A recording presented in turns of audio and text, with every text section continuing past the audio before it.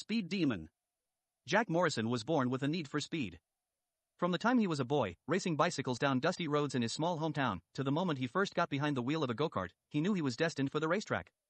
Racing wasn't just a passion for Jack, it was an obsession, a calling that drove him to chase every adrenaline-fueled moment life had to offer. And now, in his prime, he was one of the best race car drivers in the world.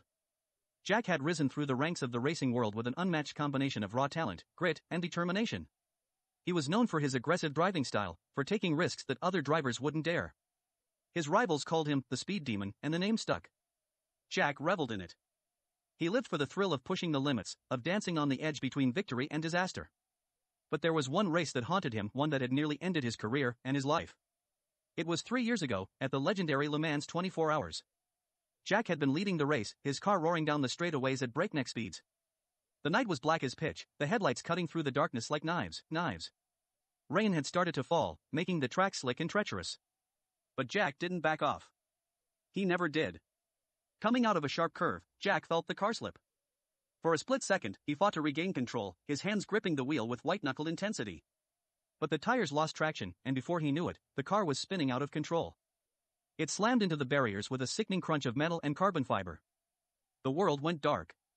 Jack woke up in the hospital, his body broken but alive. The crash had shattered his leg, and the doctors told him that his racing career was over. But Jack refused to accept that. He spent months in rehabilitation, pushing himself to the limit, refusing to give up on his dream. The road to recovery was long and painful, but Jack was determined to get back on the track. Racing was in his blood, and he wasn't ready to let go. Now, 3 years later, Jack stood in the pit lane of the Daytona International Speedway, preparing for the biggest race of his comeback. The Daytona 500 was one of the most prestigious races in the world, and Jack was ready to prove that he still had what it took to be the best. The roar of engines filled the air as the cars lined up on the grid. Jack's heart pounded in his chest, the familiar surge of adrenaline coursing through his veins. He climbed into the cockpit of his car, the sleek, powerful machine that would be his companion for the next 500 miles.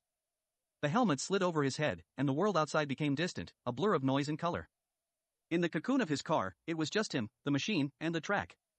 The green flag dropped, and the race began. Jack was in his element. The car responded to his every command, the engine roaring as he accelerated down the straightaways and deftly navigated the curves. The competition was fierce, but Jack was relentless. He weaved through the pack with precision, picking off drivers one by one as he climbed the leaderboard. The laps ticked by in a blur of speed and sound. But Jack knew that Daytona wasn't just about speed, it was about strategy, patience, and timing. The race was long, and the final laps were where legends were made.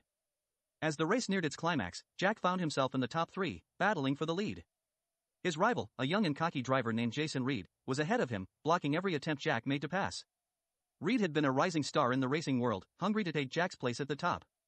But Jack wasn't about to let that happen. With just 10 laps to go, Jack saw his opportunity.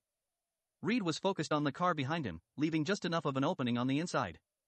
Jack took it, diving into the turn with precision, his car sliding inches away from Reed's bumper. For a heart-stopping moment, they were side by side, racing wheel to wheel at nearly 200 miles per hour. Jack could feel the tension, the pressure of the moment bearing down on him.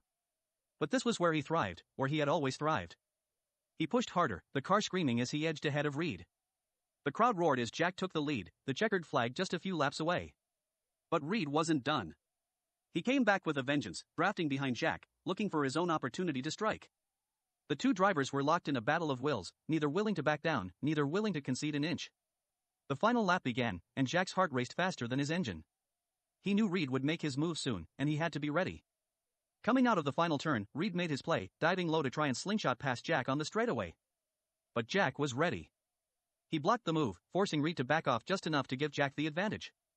The checkered flag was in sight, the finish line just seconds away. Jack floored the accelerator, his car surging forward with a burst of speed. And then, it was over. Jack crossed the finish line, the crowd erupting in cheers as he took the victory. The Speed Demon was back. As Jack climbed out of his car, the weight of the moment hit him. He had done it. After everything, the crash, the recovery, the doubts, he had come back and won. The victory wasn't just about the race, it was about proving to himself that he still belonged, that he was still the best. With the trophy in hand and the roar of the crowd echoing in his ears, Jack looked out at the track, the place where he had always felt most alive. He smiled, knowing that this was where he was meant to be. Racing wasn't just a part of his life, it was his life. And as long as there were races to be won, Jack Morrison would be there, chasing the thrill, pushing the limits, and living life at full speed.